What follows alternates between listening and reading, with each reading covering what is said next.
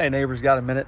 I was at lunch today with a really good buddy of mine, and amidst our conversation, he made the comment. He said, Parker, one of the things that I struggle with is that I know a lot of people who are not Christian, but they're doing really good things. And I think that the things that they're doing, God is probably proud of them. He said, in contrast, there are people who I know who claim to be followers of Jesus, and I'm finding them lying and cheating and stealing and doing all sorts of despicable things, but they call themselves Christians. He says, I'm just having a hard time figuring out, why would somebody want to call themselves a Christian if they're not going to do what Christians do? And why does someone need to be a Christian if they're going to do the things that Christians do? Do they really need to call themselves a Christian?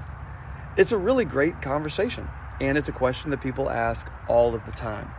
And so it just reminded me, as I was reading through the Gospel of Luke, our readings for this coming Sunday, that we have the Sermon on the Mount, followed by the teaching of the wise and foolish builders. You have the teaching of the parable of the sower.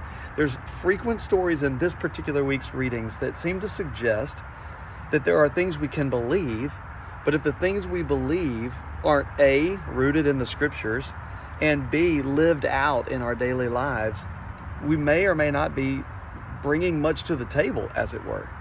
And so as we continue our reading through the chapters, we're in Luke chapter 6 through 12 this week.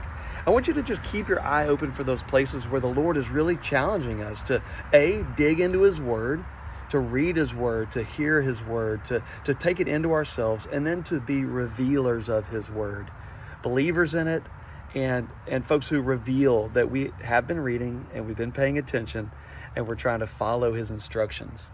Our witness depends on it. And so as you're reading, I hope that you'll do those things. I hope you'll plan to be with us this coming Sunday as we dig through those chapters of the Gospel of Luke. And hey, between now and then on Saturday, we also have a Family Fall Fest. And so I'd invite you to go to the website, find any more information you need about that and other things going on in the life of the church. And we'll see you this coming weekend.